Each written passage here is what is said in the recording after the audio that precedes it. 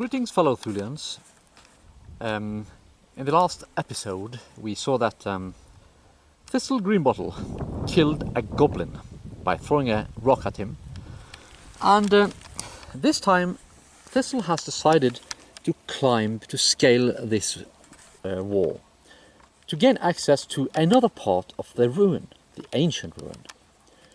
And in order to do so, he has to test his dexterity. We already saw that he used his dexterity to control his fall a little bit, and this time we are going to explain how ability score die adjustments are used. Because, as you know, Thistle was carrying a shield. In order to scale this wall, he has put the shield on his back. Therefore, the typical ability die score adjustment for carrying a shield will be simply ignored by the Game Master. The Game Master decides that this is a 25 feet climb. And if you look at the dexterity score of Greenbottle, he had a 14 dexterity, his climbing rate is 10 feet per round. If you cast the die over and over again, you will fail eventually. And therefore, the Game Master decides that he will only cast the die once for the entire climb, but because his climbing rate is 10 feet per round, he will spend 3 rounds to climb or to scale the wall. His dexterity is 14, he will not have his ability score die adjusted for carrying a shield, because he has strapped it to his back, where it isn't in the way for him climbing.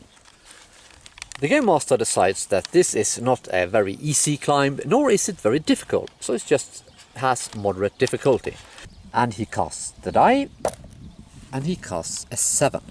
When you climb and you score a critical success, it normally means that you climb a little bit faster than you normally do.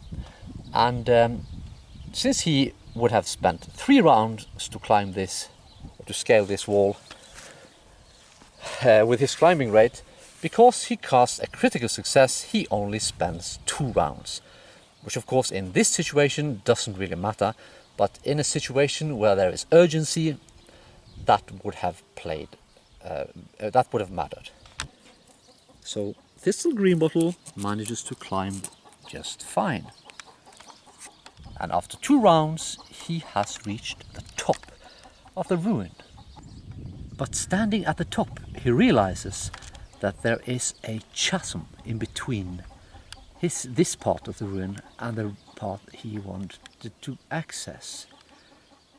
So the next time we will see how he solves that problem.